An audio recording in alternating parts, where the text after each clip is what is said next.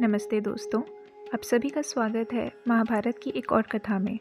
आज इस वीडियो में मैं आपको 100 कौरव और पांचों पांडव के जन्म की और पांडु की मृत्यु की कथा सुनाऊंगी। तो चलिए इसकी शुरुआत करते हैं।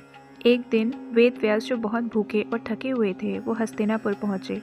वहाँ गांधारी ने उनका बहुत सम्मान और सेवा की। गांधारी के इस सत्कार से प्रसन्न होकर वेद व्यास ने उन्हें 100 पुत्र होने का वरदान दिया, जो उनके पति धृतराष्ट्र के समान शक्तिशाली और ज्ञानवान होंगे।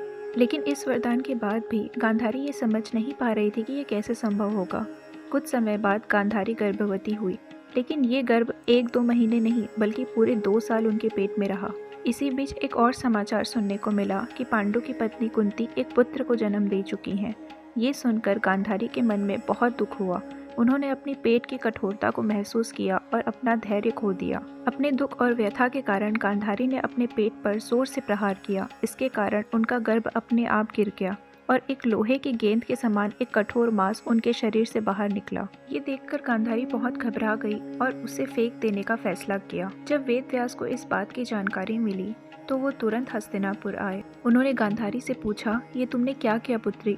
गांधारी ने रो रो कर अपनी बात वेद व्यास को समझाई। तब व्यास ने कहा, मेरा आशीर्वाद व्यर्थ नहीं जाता, तुम्हारे 100 पुत्र ही होंगे, चिंता मत करो। व्यास ने गांधारी से कहा, 100 घड़े लेकर के आओ और उनमें घी भर दो और इस मांस के टुकड़े पर ठंडा पानी छिड़को। जब पानी छिड़का गया तो वो मांस 100 टुकड़ों में बंट गया और हर टुकड़ा 1 अंगूठे के बराबर था।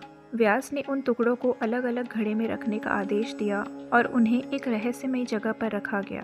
उन्होंने कहा कि कुछ समय बाद इन घड़ों को खोलना। समय के साथ घड़ों के अंदर के टुकड़े विकसित होकर शिशु बन गए। सबसे पहले दुर्योधन का जन्म हुआ, जो गांधारी का प्रथम पुत्र था। लेकिन पांडवों के बड़े भाई युधिष्ठिर पहले ही जन्म ले चुके थे, इसलिए उन्होंने सबसे बड़ा भाई होने का दर्जा पाया। दुर्योधन के जन्म के तुरंत बाद आसमान में काले बादल छा गए और बाघ, गिद्ध, गीदड़ जोर जोर से चीखने चिल्लाने लगे। विदुर और ब्राह्मणों ने ये अशुभ संकेत देखा और राजा से कहा, इस पुत्र को अपने परिवार के हित के लिए त्याग दो, ये वंश के विनाश का कारण बनेगा। लेकिन धृतराष्ट्र अपने पुत्र प्रेम के कारण उनकी बात नहीं मान पाए। 1 महीने के अंदर गांधारी के बाकी 99 पुत्र का जन्म हुआ। इसके अलावा उनकी एक बेटी भी हुई, जिसका नाम दुशाला रखा गया। साथ ही धृतराष्ट्र को एक वैश्य दासी से एक पुत्र और पैदा हुआ, जिसका नाम युयुत्सु था, जो आगे चलकर बहुत ज्ञानी और धार्मिक व्यक्ति कहलाया। अब आते हैं पांडवों के जन्म की कथा पर। एक दिन पांडु अपने वनवास के दौरान एक घने जंगल में शिकार कर रहे थे। तभी उनकी नज़र एक हिरण के जोड़े पर पड़ी। हिरण का जोड़ा एक दूसरे के साथ प्रेम में व्यस्त था, लेकिन पांडु ने बिना सोच विचार के अपने तीखे तीरों से दोनों को मार दिया। परंतु ये हिरण और हिरनी नहीं थे, ये दोनों किमदामा नाम के ऋषि और उनकी पत्नी थे, जो अपनी इच्छा से हिरण के रूप में जंगल में रह रहे थे। ऋषि किमदामा ने पांडु से कहा, हे राजन, आप जैसे धर्मात्मा से मैंने ऐसे क्रूर कर्म की उम्मीद नहीं की थी। जब प्राणी मिलन करते हैं वो समय सबसे पवित्र होता है। आपने उस पवित्र समय में मुझे और मेरी पत्नी को मार डाला। तब पांडु ने कहा, ऋषिवर, एक राजा का धर्म होता है शिकार करना। ये तो राजाओं की परंपरा है। मैंने जो किया वो शिकार के नियम के अनुसार है। ऋषि किमदामा बोले, हे राजन, आपका ये कर्म धर्म के विरुद्ध है। इसका परिणाम आपको भुगतना पड़ेगा। जब आप भी अपनी पत्नी के साथ मिलन में व्यस्त होंगे तभी आपकी मृत्यु होगी और आपकी पत्नी भी आपके साथ मृत्यु को प्राप्त करेगी। इस घटना के बाद पांडु अपना राज त्याग कर अपनी दोनों पत्नियों के साथ वन में रहने चले जाते हैं। एक बार वन में चलते चलते पांडु इस शाप के कारण अपने वंश को आगे बढ़ाने के लिए बहुत व्याकुल हो रहे थे। फिर उन्होंने अपनी पत्नी कुंती से कहा कि वो धार्मिक तरीके से नियोग के द्वारा एक संतान पैदा करें। ये सुनकर कुंती ने पांडु को बताया, हे स्वामी, जब मैं अपने पिता के घर में थी तब एक महान ऋषि दुर्वासा ने मुझे एक मंत्र दिया था। इस मंत्र के जरिए मैं किसी भी देवता को बुलाकर संतान प्राप्त कर सकती हूँ। ये सुनकर पांडु ने कुंती से कहा कि पहले धर्मराज को बुलाकर उनका आशीर्वाद लो, ताकि जो संतान पैदा हो वो धर्म के मार्ग पर चले। कुंती ने पांडु की आज्ञा मानी और धर्म को बुलाने के लिए विशेष पूजा की। धर्म देवता आए और उन्हें आशीर्वाद दिया। इसके बाद कुंती के गर्भ से पैदा हुए युधिष्ठिर, जो धर्म के प्रतिबिंब बने। युधिष्ठिर के जन्म के समय एक आकाशवाणी हुई, ये संतान धर्म का पालन करेगा और तीनों लोकों में अपनी प्रसिद्धि बनाएगा। युधिष्ठिर के बाद पांडु ने कुंती से कहा कि एक और संतान प्राप्त करें, जो बल में सबसे प्रबल हो। कुंती ने वायु देवता को बुलाया। उनके आशीर्वाद से भीम पैदा हुए। एक बार भीम कुंती की गोद से नीचे एक पहाड़ पर गिर गए और जैसे ही उनका शरीर पहाड़ पर गिरा वो पहाड़ टुकड़ों में टूट गया। भीम की शक्ति का ये प्रथम प्रदर्शन था जिसने सबको चकित कर दिया। इसी दिन हस्तिनापुर में एक और संतान का जन्म हुआ, दुर्योधन। ये भीम और दुर्योधन के भविष्य में होने वाली कहानियों का आरंभ था। जब भीम यानी वृकोदर पैदा हुए तो पांडु ने एक और महान पुत्र पैदा करने की इच्छा रखी। तभी पांडु को समझ में आया कि अगर इंद्र जो देवताओं के राजा हैं उनसे कृपा मांगी जाए तो एक शक्तिशाली पुत्र प्राप्त हो सकता है।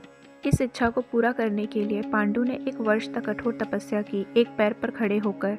पांडु ने कुंती को भी एक पवित्र व्रत रखने के लिए कहा। अंत में इंद्र ने पांडु की तपस्या से प्रसन्न होकर वरदान दिया कि तुम्हें एक ऐसा पुत्र प्राप्त होगा जो तीनों लोकों में प्रसिद्ध होगा। जब कुंती ने मंत्र के जरिए इंद्र का आह्वान किया तो उनके योग से अर्जुन का जन्म हुआ। अर्जुन के जन्म के बाद पांडु ने एक और पुत्र की इच्छा रखी। तब कुंती ने मना करते हुए बताया कि एक स्त्री को अगर नियोग से चौथा पुत्र हुआ तो लोग उसे विचारहीन समझते हैं और 5 पुत्रों के बाद उसे वैश्य कहा जाता है। धर्म के नियम के अनुसार ये गलत है। ये सुनकर पांडु मान गए।